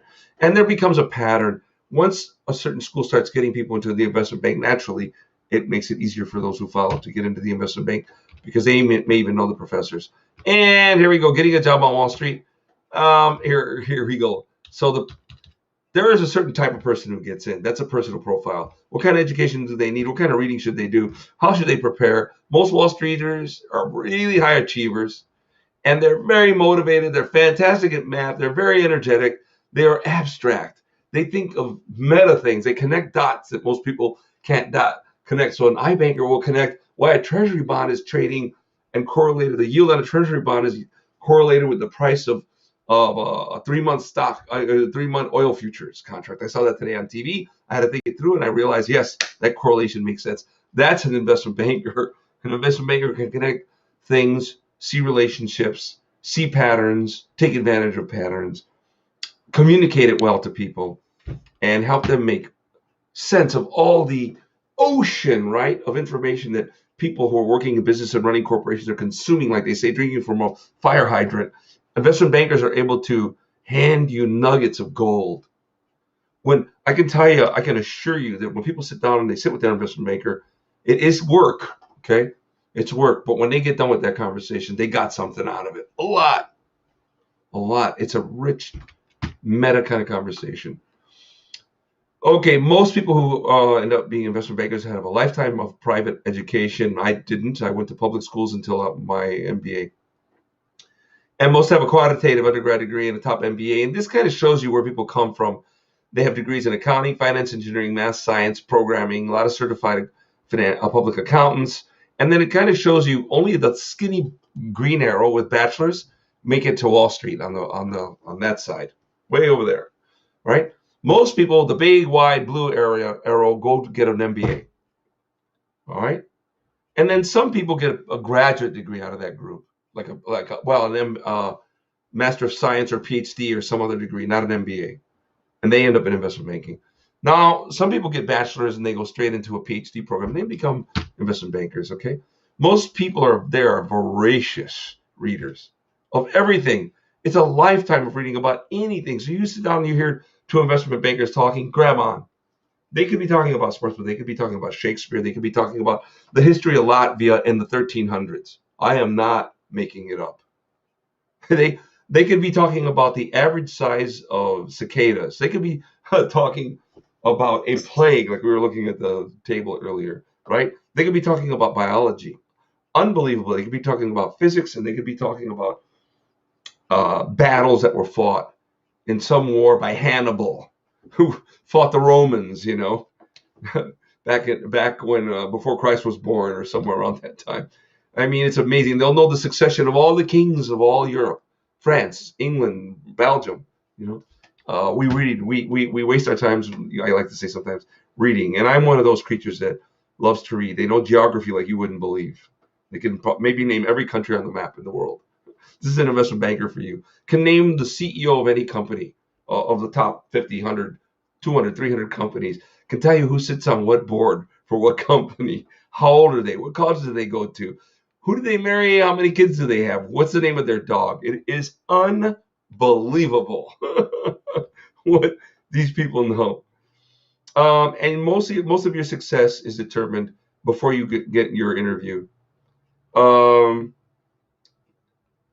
If you want to get in, research areas, and that's true, do a lot of research as much as you can before you try to go get into an investment banking. Take courses that correspond to the area that you want, and you can read more tips here. So getting a job on Wall Street involves all this, and there's more. But I'm going to fly through this. More preparation and what happens in the interview. Okay? Given the extraordinary stakes, it does justify extraordinary preparation. And in the days before the interview, this tells you what to do. There are things that you can do in those last days before the interview that can give you a chance, right? And then in the interview, it talks about what to wear, right? It's true. Oh, I'll get rid of these. I don't like that. Well, these are fine. Numbers are fine here for all these sentences, but I prefer no longer having numbers and bullet points in presentations. It just makes it crowded. Anyway, back to the point. And that is, okay, let me just stay in the blue box. Appropriate clothes and etiquette for the interview are essential. Wall Street interviews can be very tough. One first round interview and then 6 to 10 second round interviews, and a third round interview is typical. So you may be doing a dozen interviews. I've done them to get into one, to get a job. First round interviews are usually held at your school if you're in an MBA program. If not, then you would hold them at the company or somewhere where you could meet. And then every single interview I ever gave, or both ways, whether I was the interviewer or interviewee, I think was a fantastic conversation. And here I give a lot of detail on what to wear and how to behave during the interview. Okay, what's life like on a day on Wall Street? Oh, let's fix this. We don't want that sticking out there. Okay. Why not, right? That's what happened here. For some reason, that was a different size. Okay, so a day on Wall Street. Here's a rural. There is a real Wall Street. Oh, yeah, you ought to know that. There is a street called Wall Street, and it was a wall that was put up to defend against Indians, but not all the banks, nowhere near all the banks are on Wall Street. Not even the New York Stock Exchanges. It's on a corner that's got Wall Street next to it. Wall Street's really a skinny little street, and you can't even drive on all of it. Okay, but Wall Street is a metonym, right? It has a lot of meanings, that expression, but to most people it means anything involved with Wall Street. Welcome to Wall Street. You're watching a show about Wall Street. In a way, you're part of the metonym now. Okay, here's a bond salesperson. It's a typical job. If you're a bond salesman, you work on the trading floor. You find investors who will buy bonds, whether it's a bond that's just being issued or a bond that already exists, and you could end up being you do make a little bit of commission. Your company will pay you. The iBank will pay you for making a sale or a purchase of a bond. And the hope for the iBank is that the trader charges enough money, because the trader sets the price. The trader is trying to make enough money to make sure that you, as a salesperson, make commission, plus the bank makes more than that. So it is a commission job, but the commissions are big, okay? A $5 million trade would be small, 10 to 25 would be typical, over 50 million would be a big trade. Your daily routine, here we go. From 5 to 5:30, you're getting dressed, and then you're getting on your train. You're eating, you're reading the Wall Street Journal, you're telephoning, you're texting. You're eating, okay. You walk to your office. Most of this is the vast majority of investment bankers work in Manhattan, although there are some investment banks in Chicago where I worked, and in the major city, San Francisco, a little bit as well. And then there are large investment banks, Tokyo, London, Hong Kong, Paris, Frankfurt, Berlin. Those would be larger investment bank communities, and they're all smaller. But the dominant one, the big monsters, right there in New York, in Manhattan. Okay, so you would then walk to your office for a few minutes. Then from 6:15 to 7, you answer emails. You watch all kinds of news, how futures contracts are trading. You may write a to-do list out. Okay, so now you're on the floor. So see, you were on a train, you ate something, now you were walking through Manhattan, and now you're on the trading floor. Okay, and your office, if you can tell back there, there are some doors I see in this photo to the offices, but most people see how it's open concept? You don't have those booths. Is that what they were called? You don't have those booths. Okay. So by 7 to 7:15 on a Monday morning, especially, you might have a team meeting. You would read a lot of economic news, talk to investors, sell bonds. Around 11:30, you might take a break. If you get to, if you're busy trading, you don't get to take a break. So investment bankers sometimes don't get to use that restroom. You gotta, for some people, that's a tough thing to stay out there for hours and not get to visit the restroom. Okay. From noon to 5, you're going to sell more bonds, and you're going to eat while you sell. Okay. That was during lunchtime. All right. And then from 5 to 9, you're going to go out to dinner with your boss. And from 9 to 10, the boss will drive you home, or the limo will drive you home, the boss's limo, because he may be limoed in and out every day. The company may be giving him a limo and picking him up, and that's good for security. So he's getting picked up by somebody who's also a security guard. And you get home after you worked 18 hours. Okay, and this is how you dress. You dress conservatively, but everything you wear is really, really, really high quality.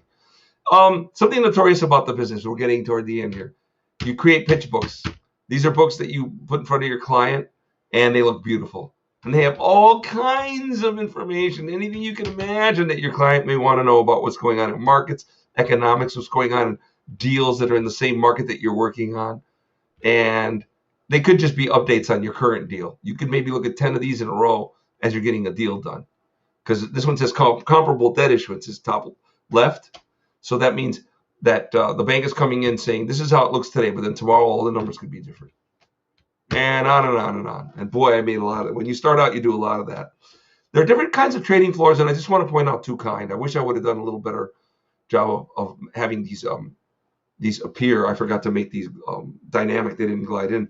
But the point is, an investment bank has a trading floor, but everybody on that floor works for the same bank, and they are all trying to work together to make money as a team. And picture this big blue box in the middle.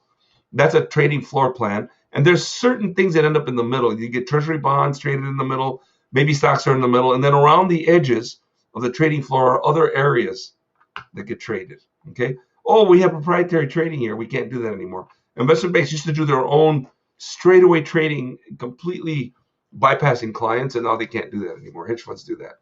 Anyway, all of this big blue box would be, see the photos? On top, that would be an investment bank. That would be what that would look like. Look at all these investment bankers all on desks, and imagine how impersonal that is. All right, and then on the bottom, it's a top-down. It's an aerial view of a futures pit at the Mercantile Exchange, where everybody's yelling and screaming, and they're wearing these colored jackets. They're color-coded jackets that say what type of a license you have, what you can buy and sell. And those are the ones where people are screaming and yelling. They're a bunch of big, strong women and men who sweat a lot and cuss a lot and who are aggressive, but they're trading against each other. They're trading for different entities and for themselves. That's not what the investment bank trading floor is. Investment bank trading floor, you sit in front of a bunch of screens. And so if you want to go to on a trading floor tour, it's hard to get on a trading floor, a real one, because the security is so tight. But you can go online, and there are videos that have that. Here's my quick banking story. Oh, shoot. That's not the order I wanted this in. Watch this. I'm going to fix this order. Wow, how did that happen? Hang on. This will change the order of the bullet points. Okay, this will put them in order. Okay, let's do it again. There we go. So I started out engineering at Purdue University, 76. I entered at Inland Steel's research lab, and it was boring. They weren't doing really any real research, developing new ways of creating steel, whereas the Japanese already were doing it. And so I freaked. And I would start to try to talk to engineers about, well, what are we doing here? Because the only thing they were doing was keeping the mill running, a mill that had been built in the early 1900s. This is the late 70s. And all they're doing is making sure that the rolls are a little rounder, that they replace some big motor and some, mill efficiently. And no one was felt leading edge to me. No one was using computers to really come up with anything cool. And I just go, man, this is boring. So I left Purdue for that and for other reasons. But that I like the classes. I love science. But the job felt like I can't work in this place at Inland Steel. And they had given me a scholarship. So I thought, if this is what engineering is like, I don't want to do this job. Because the people there were, frankly, in my view, really, really uptight, really boring, really square. And I think they were aware. They were being paid pretty well. Not as well as I expected. I will say that too. But they were probably aware that they really weren't being very productive. They weren't working long, hard, excited. I thought, man, research lab, I pictured like a chemist's lab, like stuff going on, like equipment, fancy equipment. I thought I'll be in there and they'll be teaching me a lot of cool stuff. Nothing. They made me for weeks just grab a piece of steel and count how many bubbles of certain sizes were on a piece of steel. And they gave me days to do this job that you could do in 2 hours. And there was not even a real benefit in doing the dumb job. So I really became disenchanted for that and other reasons. So then I left Purdue to play in bands. But when I was in bands, then I became aware of investment banking. I had not heard of it. I started reading like the Wall Street Journal. And I found out that guys like Ivan Boesky were bringing old inefficient companies like Inland Steel to their knees. And I thought, that's good. Because they were buying the companies over and selling parts and making them more efficient, firing people.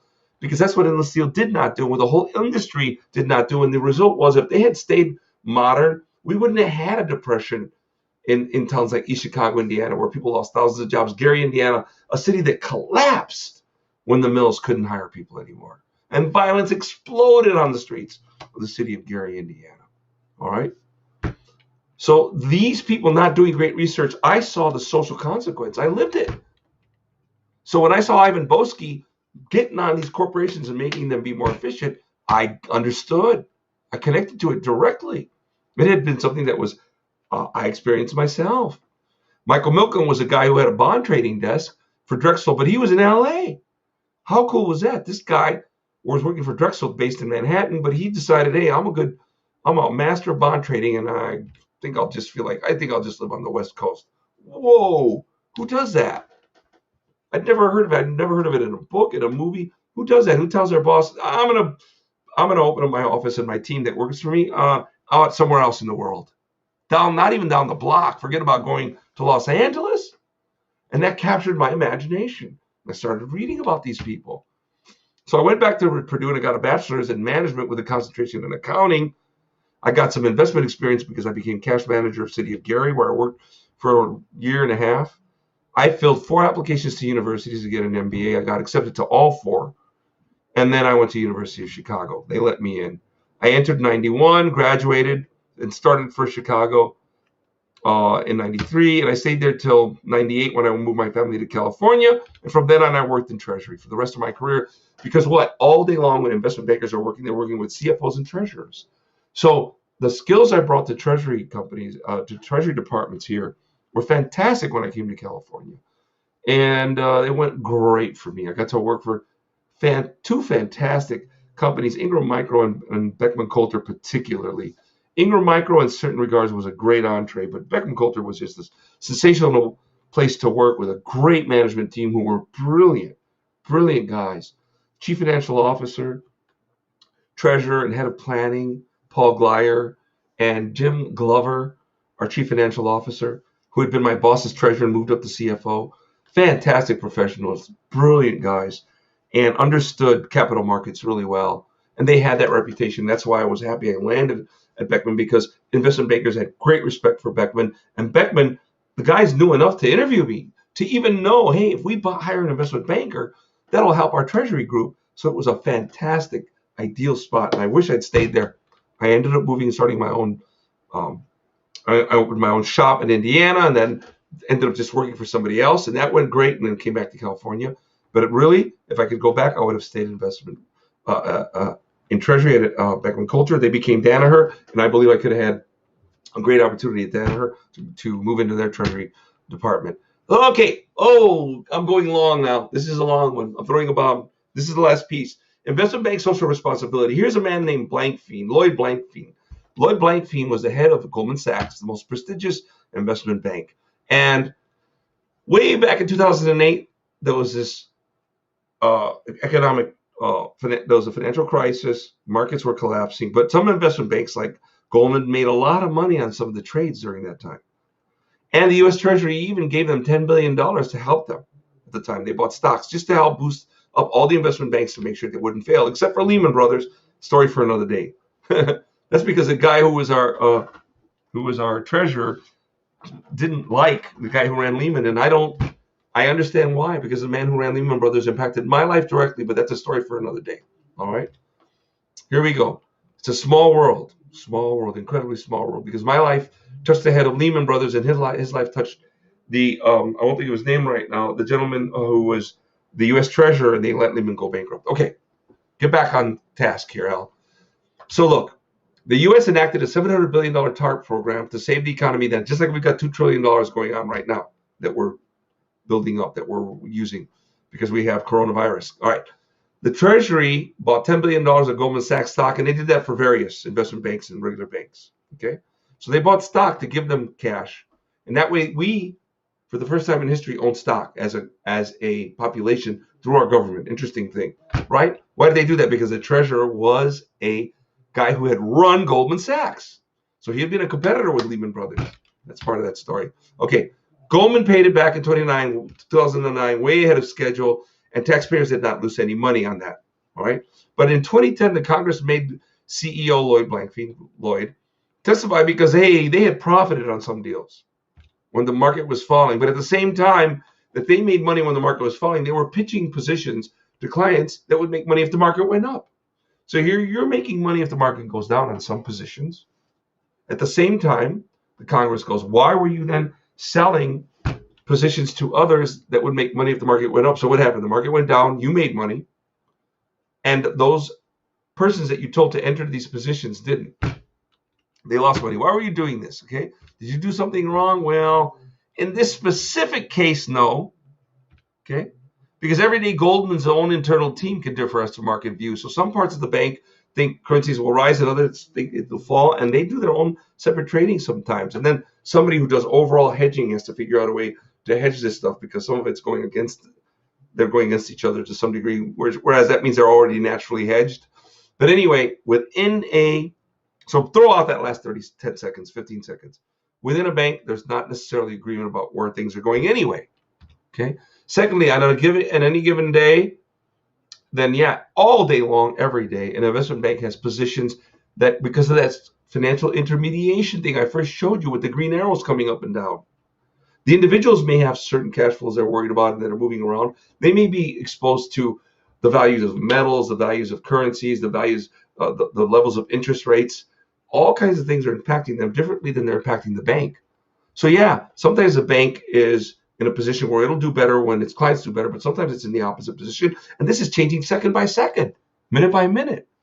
So This showed that the Congress doesn't understand the way investment banks work. That's understandable that they don't understand. So Blankfein, to his credit, he could have gotten in there and said, look, you guys, I don't mean to humiliate you, but if you understood this, you would not even have me here. But that was true. If they understood investment banking, they wouldn't, many of those people had never even, trust me, thought about investment banking. They'd barely ever heard of it. And here now they're asking this guy questions, and he runs the top investment bank in the world. And he's being polite and he's answering their questions, right? So no, did they do anything wrong in this specific case? Okay, so clients lost money when Goldman profited, had also, don't forget, made big money over time doing business with Goldman. Why else would they do business with Goldman? So an investment bank is in a position where sometimes they make a lot of money when the client loses on a derivative, but Goldman's always offsetting all that risk with other banks. And they don't like to see their clients lose money when they're doing derivatives with them. A happy story is everybody wins. But the nature of derivatives is that if you make money sometimes if you're Goldman, your client does a derivative, they lose money. But here's what that really means. Your client was hedging. So when they lost money on the derivative, that was a hedge. And because they were hedging, hang with me, then they had some other position in their business that did well. If they lost money on their hedges, that's what the hedges do. The hedge may lose money because their business is doing well. Why is the hedge there? Because if their business does poorly, the hedge protects them. So sometimes your clients, when you're doing a deal with Goldman, here's Goldman and here's a client, you start off even when you put on a derivatives contract. Sometimes the client, this is the client, loses money. Yeah, Goldman makes money on that derivative, right? But Goldman's got a whole portfolio of derivatives that are making and losing money, and it's neutralizing all that through hedging, and it's managing it. In the meantime, the client, let's only look at the client's positions now. Here's the client's business, and here's the client's hedge. The client's hedge lost money, but the business made money. So the Congress doesn't know all that stuff. Maybe I should put a chart up here that describes that. I hope that made sense. So there they are asking questions, and Blankfein's politely answering them in a way that maybe they'll understand. So yeah, Goldman did make huge money on certain positions relating to the real estate market, but guess what? All the positions combined didn't make money. It was a particular position, a particular transaction they got into that made money. So Goldman's positions made money when the real estate market crashed. Were hedges against all that other bad stuff going on for Goldman's shareholders. They're a publicly traded company. Every investment bank on earth hedges all day, every day, or they would be out of business in probably 1 hour, not to mention in 1 day. All right, here we go. Did Goldman do anything wrong? And yes. So notice here I said no and yes. Here's where they did something wrong. But the Congress didn't quite know how to ask the question. Okay? Here's what they did. Okay? And yes. Let's do this. Let's do this. I'm getting really into this thing here. All right. Let's make this really look sharp. All right. So did Goldman do... Oh, I went too far back. All right. Did Goldman do anything wrong? No, but yes also. Here goes why. Goldman Sachs, along with all the other major investment banks and corporate banks, made a lot of money creating mortgage-backed bonds for many years, for decades. Here's a mortgage-backed bond. You create a paper company, that's not a bad thing. They do them all day long for great benefit. And that paper company issues bonds, and they buy mortgages from banks with those bonds. Okay? This enables banks to make more mortgages because now they sold a mortgage. Now the bank doesn't, the bank has cash that they got from the investment bank's paper company. So now the bank, the regular everyday corner bank could make more mortgages, right? Or mortgage banks could do it. But here's what happened. The paper companies used to only buy high quality mortgages, but over time they got lower and lower quality mortgages. And the banks said, wow, man, this is great. Oh, they're buying poor quality mortgages. I can sell them more of my mortgages. I can make more loans. So the banks got really lazy, careless. And they realized something, man, I can lend money to anybody because I'm selling this thing to the bank. And the investment bank's paper company is going to take the loss if the people don't pay their mortgage payment. So now the retail banks that are making bad mortgages, writing bad mortgages. This is why people with no job and no income proof were getting a mortgage. Remember that? Unbelievable. Okay? Auditors and regulators didn't understand what was going on. They should have known better. But Goldman and the other I banks should have stopped it years before it fell apart, 5 years before. And they really didn't. They really missed it. In a more fair world, the iBank and corporate bank leaders who understood the risk and did nothing would be in jail. But they're not in jail. Let me tell you why. A, they're hard to replace. They are really skillful. B, they're connected.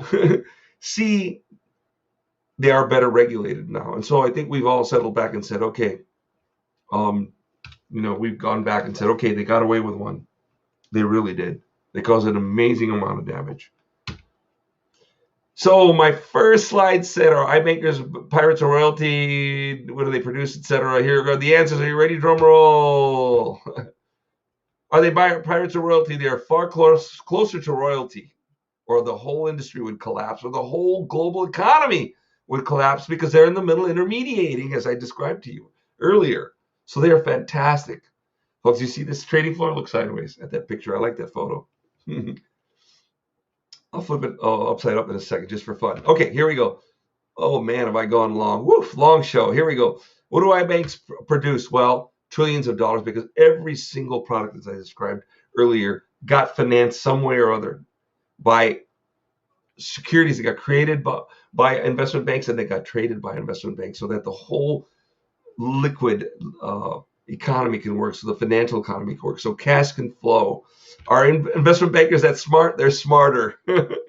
I like to say every day on the trading floor is like a day of final examinations. Is iBanking a waste of talent? Yes. If you can cure cancer, save the earth, or be president, please don't be an investment banker. Please cure cancer, save the earth, or be president. But for the rest of us, investment banking is a really great career. A great career. If you think you could be like a brain surgeon and you never thought of being an investment banker, you think about it, please. If you think you could run like your own company and you want to run, like your family's in business and you want to run a big company, think about being an investment banker. The moment you become an investment banker and you get in front of those screens in this photo, like this guy who's got, 12 screens in front of him? 3 times 4? That guy right there, that person right there is seeing tens of millions, hundreds of $1 billion, $1 billion flow through his desk, and every woman there too that's standing behind these screens a day. So you want to run a gigantic business, you will be running a gigantic business the moment you have a desk in an investment bank. Only a few thousand people are investment bankers, but if you can make it there, it's amazing. What is the culture?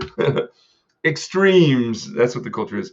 Very ambitious people, very innovative, very dedicated, very competitive, and there is some greed. There is some greed. How much do they earn? Well, we saw that earlier on the tables, people making hundreds of thousands to millions, but they make money in direct proportion to their economic contribution. Let me prove that. Of all the people in the world, I'm going to repeat something, who know the value of anything, whether it's a stock, a bond, a car tire, the lights around me, the price of this house, investment bankers know. So one of the reasons they are well paid is because they know the value of the work that they do, so that their boss doesn't get away with saying, I'm going to pay you less than you're worth. You cannot do that to an investment banker. And so the boss would not think of even trying to pull it on you, except they do sometimes. And those are those investment bankers that walked away from $10 million bonuses, who put up their own hedge funds. And that's what the next show is going to be about. Hedge funds. It's going to be fun because most of the early big, powerful hedge funds were formed by guys who had been traders on trading floors and decided to start their own hedge fund. Okay, should we bail out iBanks to the extent it serves society in the short and long run? Yes, we should bail out anybody and anything, from small businesses to the largest, to the extent it serves society. So that's a thing. You got to make a balanced calculation. Should your child be an iBanker? Drum roll. Next page. Should your child be an iBanker? Here is a Johnny Carson joke. Way back in the 70s or 80s. I think it was in the 80s, because I was thinking about being an investment banker when he said this joke. Johnny goes, I recently got divorced. Lawyers take everyone to the cleaners, don't they? And everybody in the audience cracks up, right? He goes, raise your right hand if you think lawyers are overpaid thieves. Raise them high. Raise your arms high. People raise their... Okay. The audience laughs. Everybody's got their hand in the air, their right hand. He goes, now keep your right arm up if you would give that right arm for your child to become a lawyer. And everybody laughs and keeps their right arm up. So the answer is, should your child become a banker? Yes, to make the industry better, to support humane causes. If you make that kind of money, you can do a lot of great stuff with your money. There it is. That's the show. Woo, man. Now, one last thing though. Remember, you want to join the investing revolution because you can go and open one of those online investing accounts. So look at this slide again. All right, I've shown it on all my shows, and finally, my investment revolution flag is complete because it has the name under it now. So that's the old one, and now here's the new one. It's got the name. I'm Albert Morrow. People call me Al. It's been fun presenting to you. The technical thing was a little rough today at the beginning, but it got good. If you hung in here for 2 hours, that's amazing. But if you did, I hope you got a heck of exposure to what investment banking is, a lot of perspective on it from a person who's been there. All right. Pardon the shaving thing today. As nicked myself today. And I look forward to seeing you next Monday again. Next Monday, hedge funds. It's going to be a great one. And it connects to investment banking. Investment banks used to be able to do something called proprietary trading, and now they can't because of the a law. I can't think of the name of the law right now, but I should know that. But it used to be on the tip of my tongue. But it was a law that was put in place after the crisis of 07-08 to presumably make investment banks safer. That law was a waste of print and work and effort. Incredible mistake that they made. There were better ways to address that, but what the heck? The Congress can only do what it can do. And when the Congress is trying to regulate an investment bank, that is a tricky thing. It's a tricky thing to do because they change so fast, and the people who run them are so darn bright. One of the things that keeps them clean and honest is that they would just collapse. Corporates aren't dumb. Their clients are these giant institutions. Their corporates are governments. They have very bright customers, and so if investment banks were generally bad people, they wouldn't exist. They couldn't exist. Or they're the people that are bad, they'd kick out of there. All right.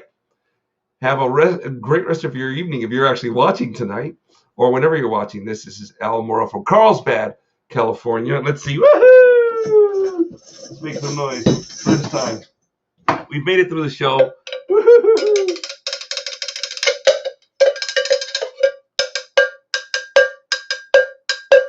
The low rider rides a little lower.